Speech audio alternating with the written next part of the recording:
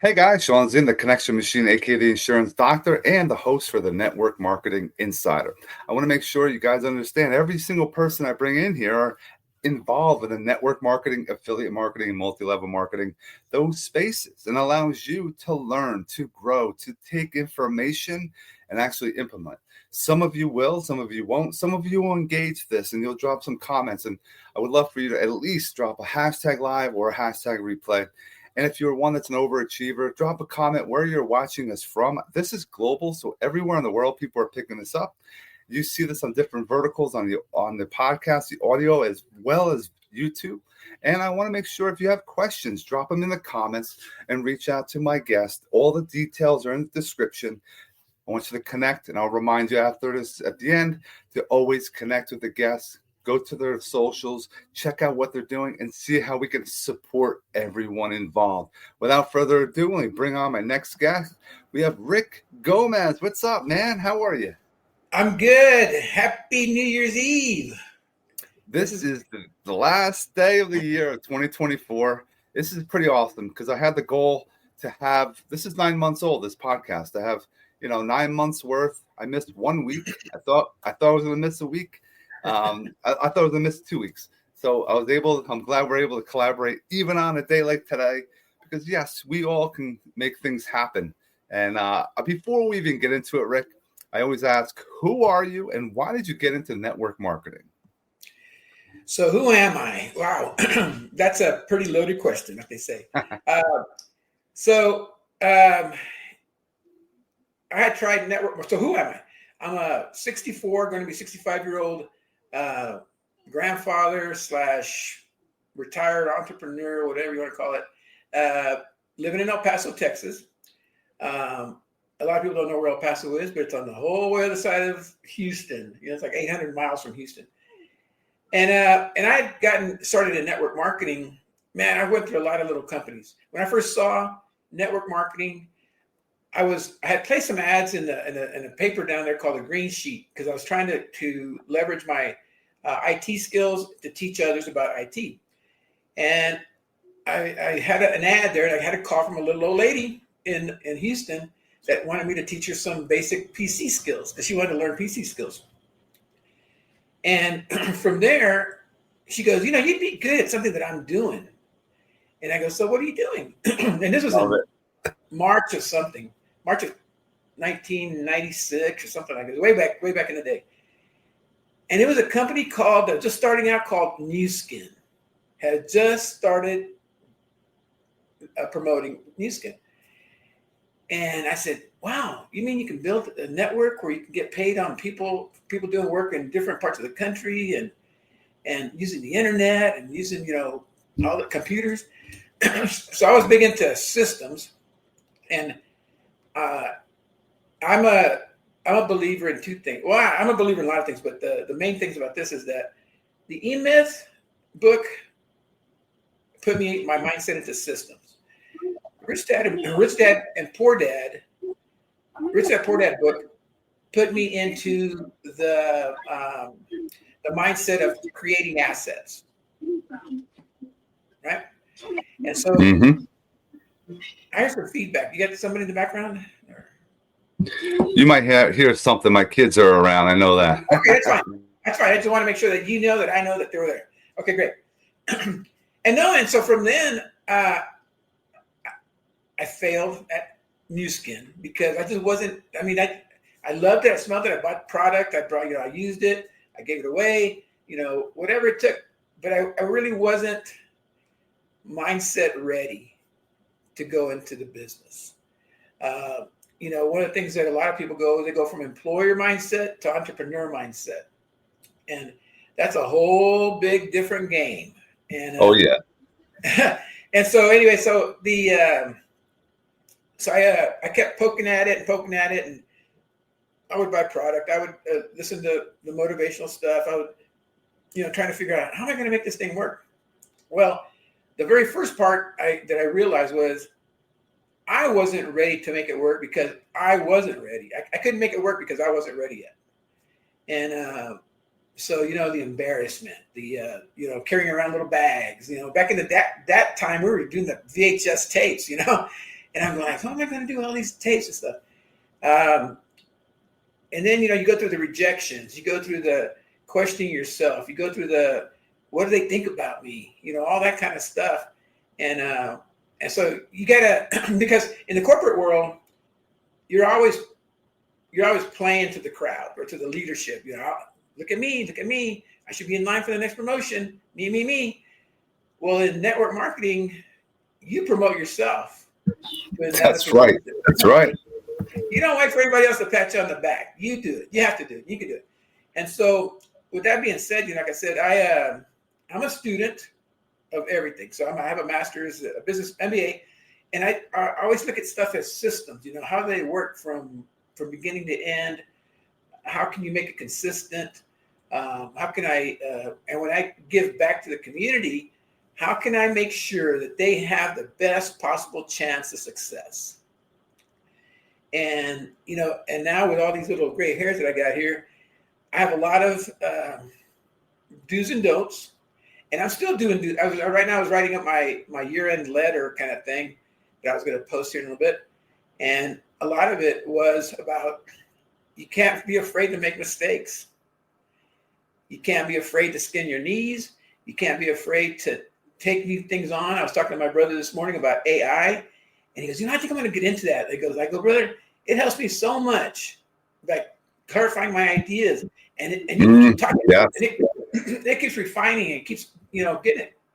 And then another friend texted me. He goes, "What do you got going on for 2025?" I go, "AI, buddy, AI." And he goes, "I think I'm going to take a look at that too in 2025." I go, "Okay, great." And so anyway, some of the things that I've learned from my network marketing experience over the past couple of years, and I think I sort of kind of got off the path a little bit. So come March 2010, I turned 50 years old, and I walked into the office, and they go, "Rick, we're cutting back, and you're gone." And I just turned 50. I had a daughter that was a junior in high school. She had ideas and dreams of going to UT in Austin.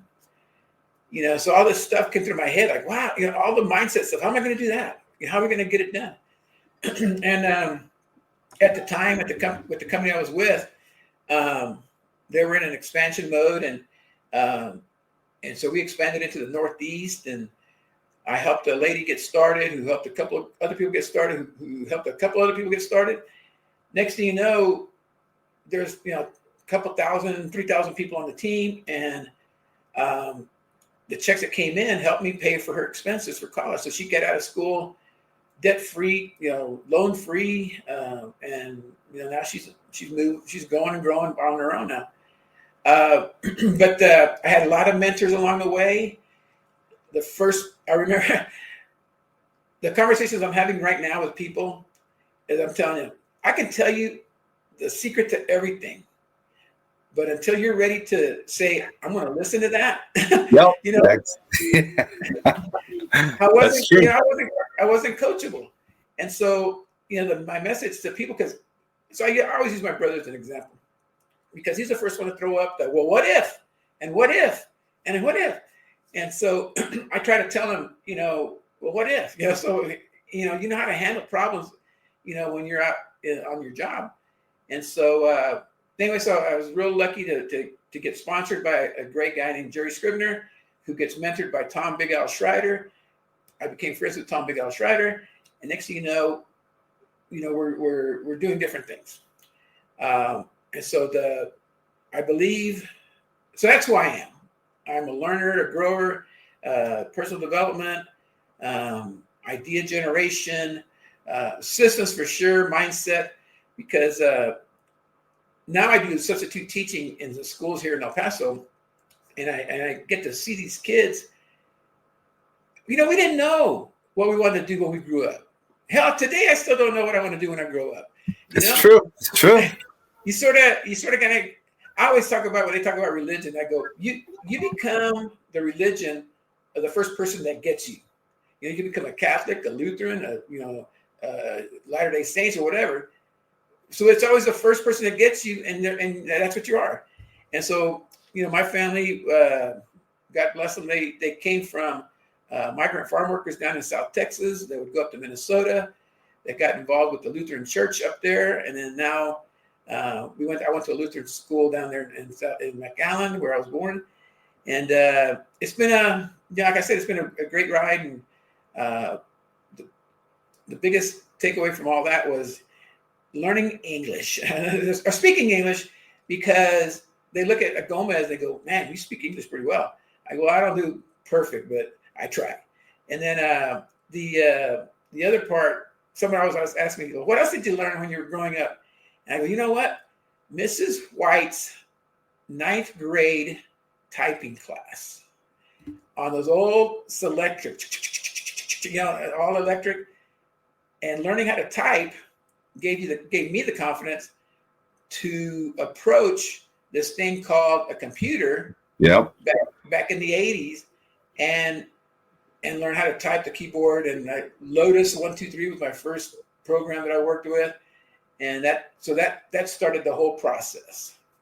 And it's been a never-ending learning process. I always tell everybody, if you're around a baby, you have to pay attention. Don't look at them. Every minute that they're awake until they start walking, they're looking for ways to learn, grow, do, move another muscle, move an arm. And that's how we are. We're learning machines. And there's a guy on my Facebook. I forget his name. Anyway, he just had a brand new baby, and I've been following, and he's been putting stuff on there every day about what his baby's doing. His last name is Kufalis.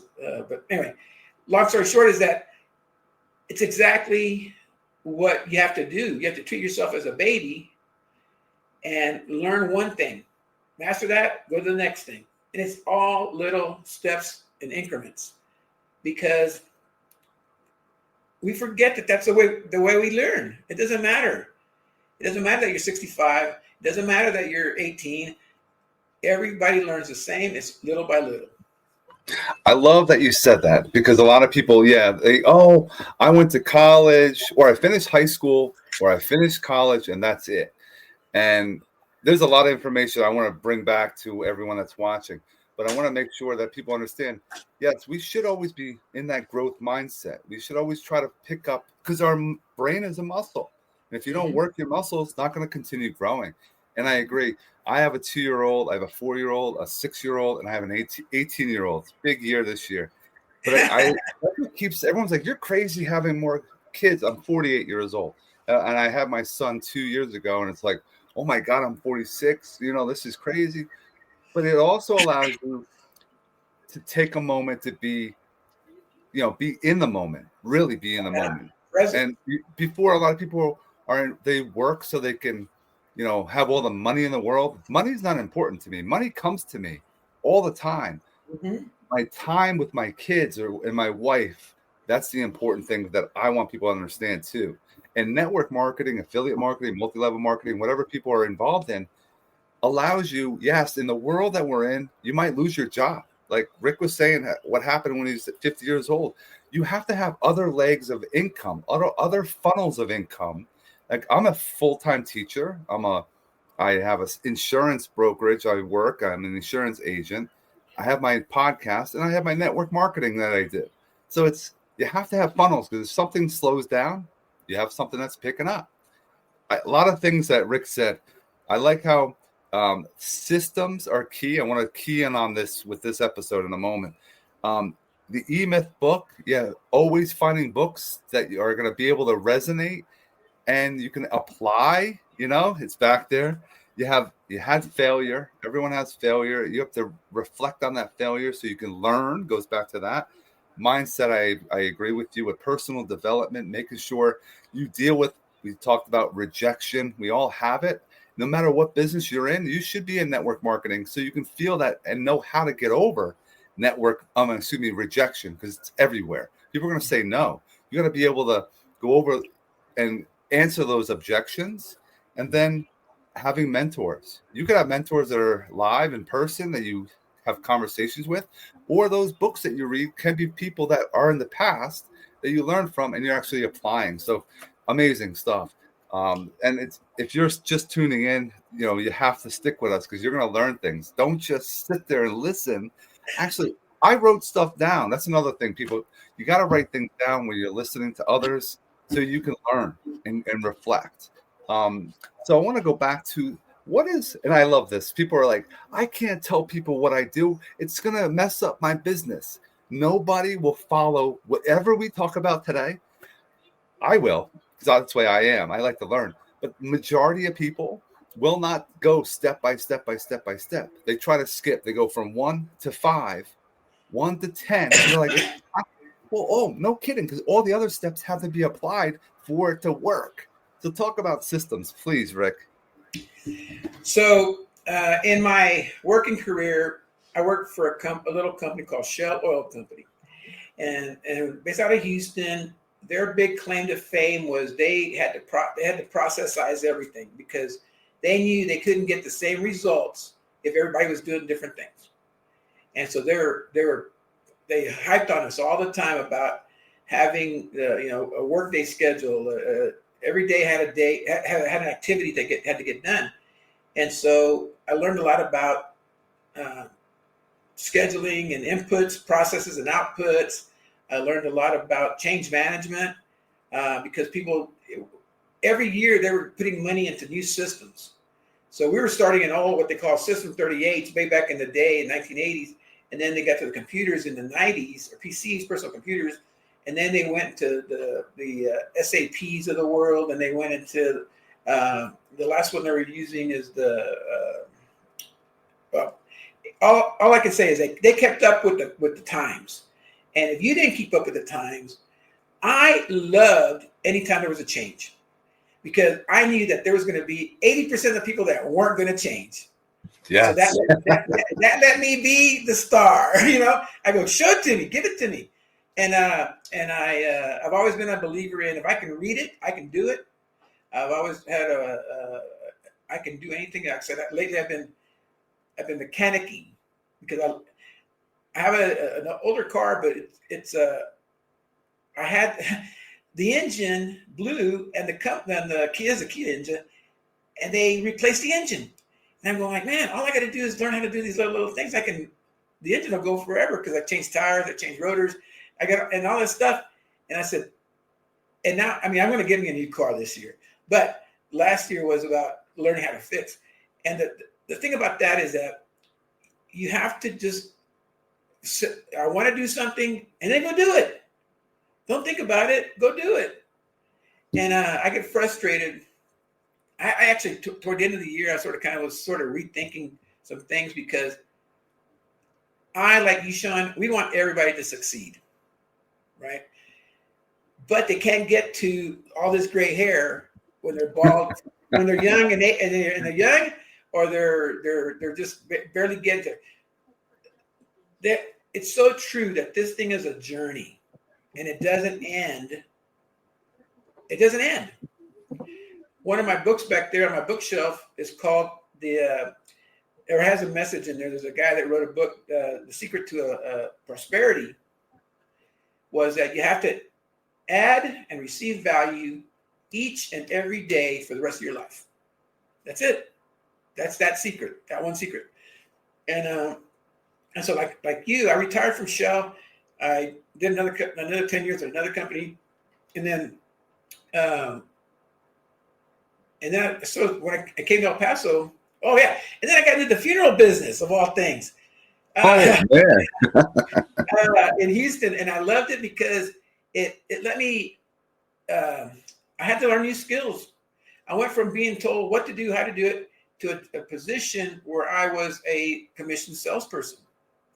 When you become a commissioned salesperson, you're gonna learn what you don't know, and then you're gonna have to adjust, and you have to learn and grow. And I always tell everybody, if you're gonna get in the funeral business, you got to make it a year, 1 year, because you got to go through the whole season. Well, how's it going to be in the summer season? How's it going to be in the winter season, in the spring? And And until you get that whole first year under your belt, you're still a novice. You're still a rookie. You can't say that you know every month is going to be certain different, right? And so my success in that funeral business was that first year I ended up being what they call a Century Club member. And there's a ring that I have around here just to have the ring to show, because, here's a guy that I career transitioned at 50, and I was able to be successful in that. And people ask me, so how do you think you did it? I go, well, 1, I showed up. 2, I followed up. And 3, I followed through. Because there's a difference between following up and follow through. Whatever you say today, you got to follow through with it. Somewhere you got to do it. You got to be a person of your word, right? And if it's not to another person, it's to yourself. Follow through for yourself. And so, I was, so I'm playing a lot with my ChatGPT. So me and ChatGPT, we got a thing going on. and so I put a lot of my stories in there. I've learned how to prompt it, but not to, the prompts that people are using, I think are a little bit too way up here. I like it to have a conversation just like this. I had a conversation. So one of the things that I had done is initially I had put my resume into ChatGPT. I go, analyze this resume, not to recreate it or redo it, and tell me what you think my top interests, what am I into? Because a lot of times people don't know what they're into. And until somebody points out, well, you're good at organizing, you're good at this, you're good at that. I go, oh, well, you're right. And so then you can focus on, I'm going to be doing this. So systems came from, from my work days for sure, is about input. Good input is good output. Bad input is bad output. Right? I agree with that. And so I had a friend, I still have a friend, and I pick up stuff all the time from other people. So none of this stuff that I'm doing, like they say, is not mine. It's something I picked up that I said, you know what, that's useful. And this one friend of mine, his name's Steve. He's an engineer at a company that tests for in the oil industry. They want to have those assets they build last for a long time, right? So there's what they call asset integrity, and so we talk a lot about that and project management. He goes, I think when he looks for people to hire, he looks for 3 things. He said, I look for a project management skills. Everybody has to have some project management skills because you got to be organized to get stuff done. He said, you have to have a technical skill. And that could be anything. So, we could be using this, you could be using StreamYard, you could be using some technical skill you have to have. And then he goes, the last part was you have to have business development skills. Because we talk in the industry, engineers back in the day, they would get assigned projects and they would go to work. Head down, go to work. Yep. And all of a sudden, they said, you know what? You need to go find your own work. So they had to connect with other companies that could use our services and all that kind of stuff, right? So that they had to go become their own salesman for their services. And to this day, a lot of them didn't make the change because they were engineers. They weren't salesmen or sales managers or developers, business developers. And so that was always in my head too to share, is that it's simple. You have three things you got to do: is find your technical skill, hone up your business development skills, and what was the other one? The other one was whatever it was, technical, business. Oh, project management. Oh, I can forget about project management. I mean, there's so many things that got to get done on a daily basis in network marketing. In addition to your teaching, in addition to my substitute teaching, in addition to my taking care of, I call them my rent-a-grand kids because they're not mine, they're one of my neighbors and I've grown up with them. So there's a lot of little things to do, but you have to And Jeff and I we're buddies, and Jeff was telling me about. I said, yeah, we got to put all that stuff in the nick and crannies of our day, you know.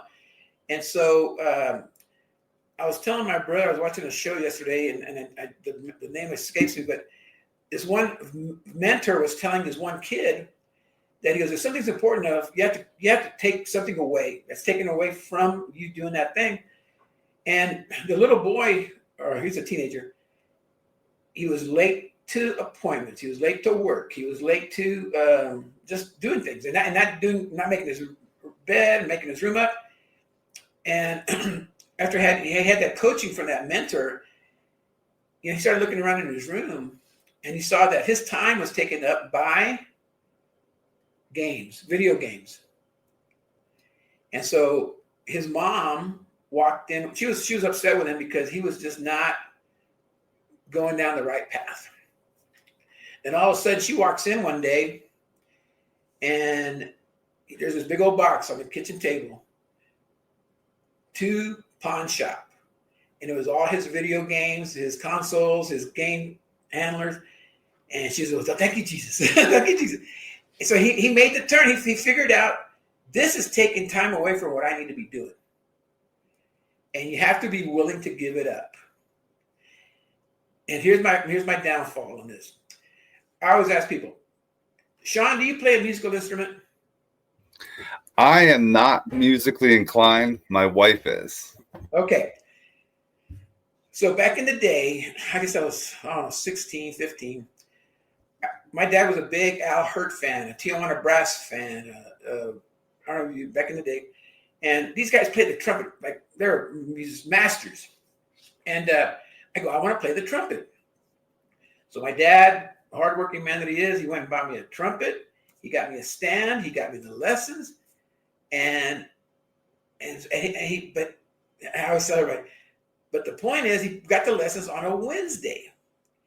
On Wednesday afternoon, when a new show was coming out on TV called The Wild Wild West. And he would say, okay, it's time to go. And I go, Dad, come on, The Wild Wild West is coming on. And he goes, well, what do you want to do? You want to learn how to play the trumpet? Or do you want to, watch The Wild Wild West? I go, woof, that's easy. I want to watch The Wild Wild West. And so that's why I don't play an instrument, because I decided to watch The Wild Wild West. I didn't give up my TV time to learn that. And so when my daughter was younger, and we did that dance, she wanted to get out of dance. And I had always believed that dance was always a good thing for her to do to learn math and be part of a team and all that kind of stuff. And she wanted to quit. I go, tough, already paid. We got to go. And a parenting lesson, you'll probably agree with this. They'll gripe. The kids will gripe all the way to the front door. But once they're in there, they're having a blast. Yes. And so that's a life lesson, is that everybody that does this work, network marketing, digital marketing, anything that's work, they're gonna gripe, and can I say bitch all the way on the show? Yeah, they're gonna bitch all the way until they get involved, they get connected, they get part of it, they become part of a group. And so my message for 2025 is to get those people to learn, to know that those things, that's what's going to happen. There's no unknowns. The whole secret is making the unknown known. And that's what our jobs are, because we've experienced a lot of different things. Now, your situation is different than mine. I only had one daughter, and you have what was it, 4 kids? 4? Yep, 4 kids, 3 daughters and a son. Yeah. And so I go, I don't know what the heck he was thinking. I don't know what he was smoking. But so it's expensive to have kids, and but that's what we're here for. We're here to procreate, to make life better for the world, for us, for our families. So when I've met a lot of people since 2008, 2010, in the network marketing industry, and they're not just friends. I mean, we've shared stories together. We've shared things. We've shared hotel rooms. We've shared vans to drive places, and now we're sharing skills. we have a lot to give, and so right now, like I said, I have a hard time finding a niche market because I've been 18. No, like I say, I've been 18, 28, 38, 48, 58, and going to turn soon to 68. But I can help anybody in those ranges because like I said, I can tell you what's going to happen because nothing changes. There's nothing new under the sun, as they say in the Bible. And so everybody's going through this whole change. They're on a journey. They're on a path. But a lot of it is in the mindset because they're looking for answers and solutions out there when all the answers and solutions are in here. One thing I want to definitely hone in on with systems as well for Rick, 60-plus-year-old. Guys, he has, and I recommend this to everyone, get a one link. I have a Legends Links. I think you have a Dot. There's different companies out there. And on here, again, he has his cell phone. You could text him. He has all his opportunities. He has his social links in there. He has a YouTube channel. Oh, he's 60 plus. Why did you have a YouTube channel? I challenge every single one of you. YouTube, TikTok. You have a TikTok as well. Instagram. Those are where you're going to get more eyeballs. You might not get lots of opportunities. Some people I get tons of business from Facebook. I get tons of business from YouTube. I'm getting things from X now that I wasn't getting before. But it's making sure I love the word omnipresent. If you're out there, you're everywhere. And that's what you want. When people are seeing you, you're giving the word, you're giving value on a daily, they're going to use you for your service or your product at some point.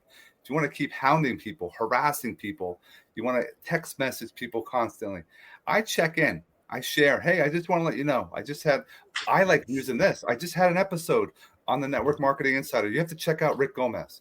And I have my community will check out Rick Gomez, find out what he was about, support, drop a like, comment, engage. People don't engage anymore on social media. That's a system.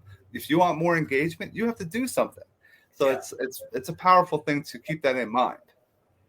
Yeah, and you're so right on that because the thing about getting on all these systems, first off, you're on TikTok.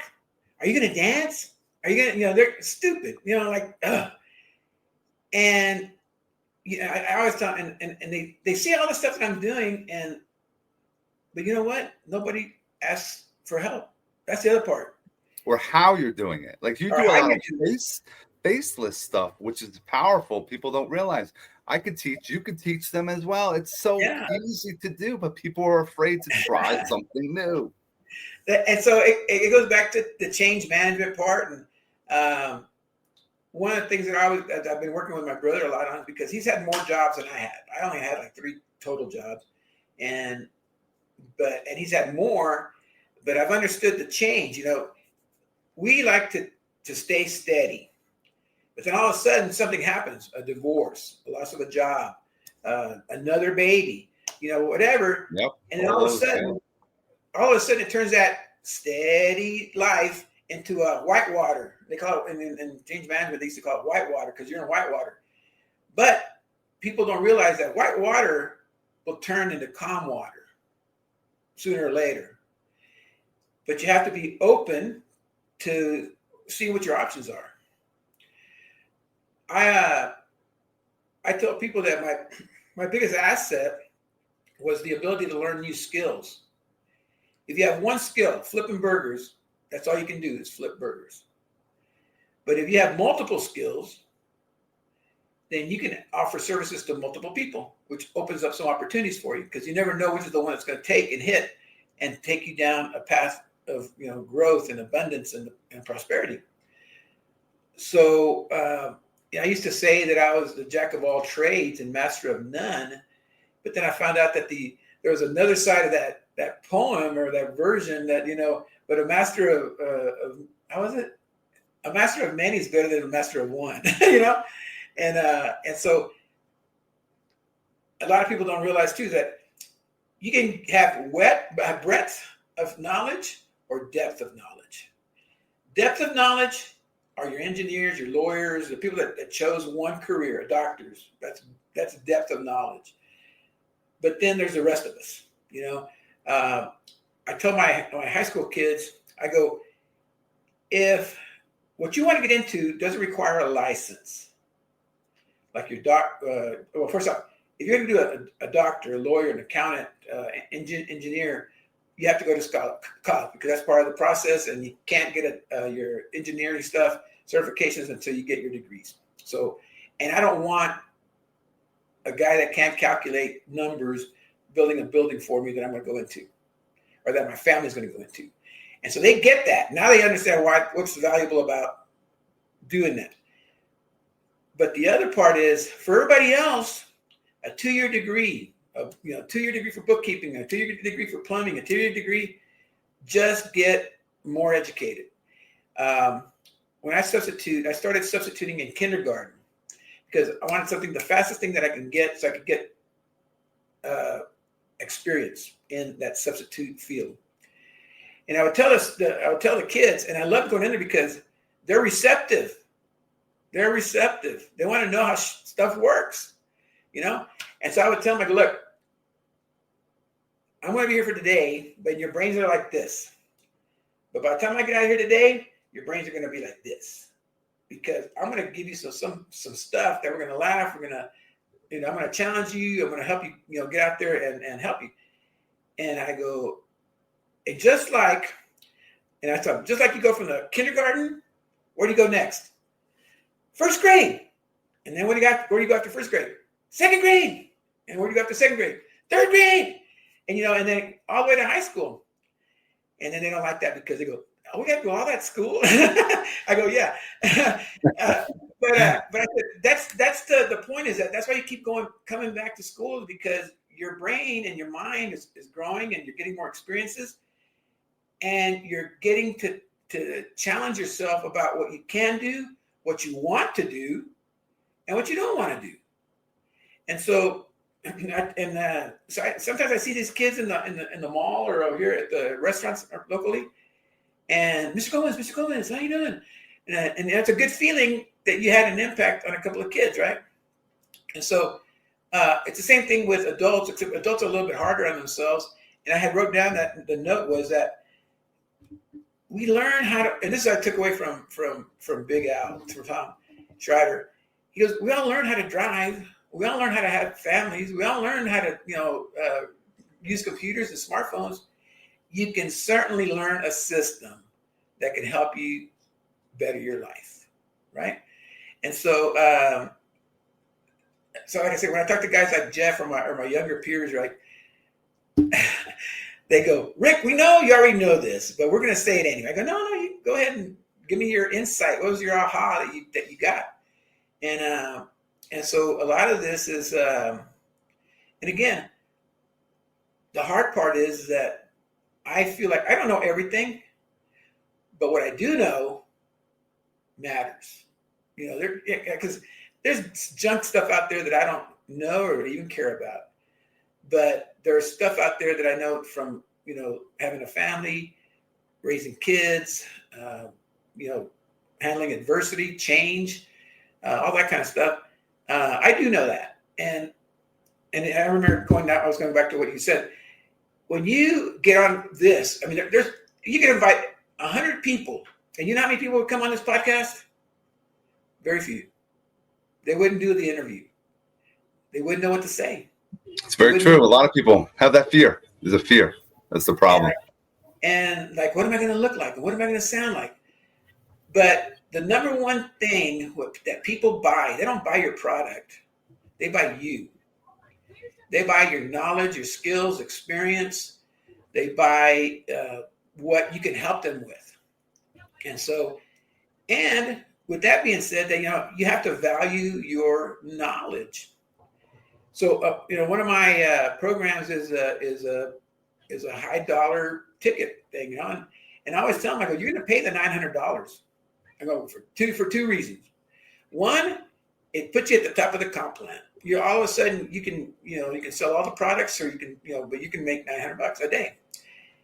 And I said, but at the same time, that course comes with me attached. There's a lot of other people attached, but you got me and all my experiences and all my skills and all my gray hairs.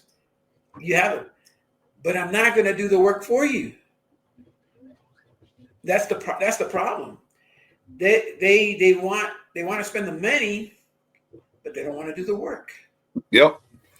And so the big aha that we were having lately was there was an economics professor that I took a course from one time. He goes, you got to spend, to learn this stuff, he goes, you got to spend time on tasks. You got to spend time on your task. But a lot of people don't know what the tasks are. And so, again, they want instant results. They want immediate gratification. And that was another thing that was a killer for me, is that you can't have instant trumpet. You gotta practice. We're gonna Rick, we're gonna end on that because we could be on here. I know we have more episodes coming for the next couple. We're gonna see them in 2025 as well. I want to make sure people get to see your information. Make sure, guys, you go to the description. Go and follow Rick on all his socials. Check out all his opportunities, and I want to make sure that everyone, connects with him, because that's the point of having this podcast. I want to make sure that everyone subscribes, hits that like button, and shares this video. And Rick, stick with me for one moment. Everyone else, we hope you have an amazing rest of your day. Happy New Year.